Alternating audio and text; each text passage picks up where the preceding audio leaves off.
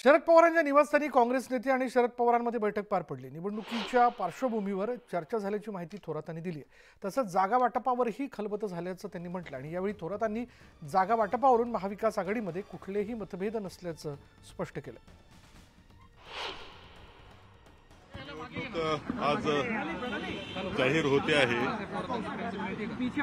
आणि म्हणून आमचं दिल्लीवरून माननीय महासचिव वेणुगोपालजी आले होते, आपले प्रभारी माननीय रमेश चेनीथालाजी होते आणि माननीय मुकुल वासनिकजी, आम्ही सर्वजण पवार साहेबांना भेटण्यासाठी आलो होतो।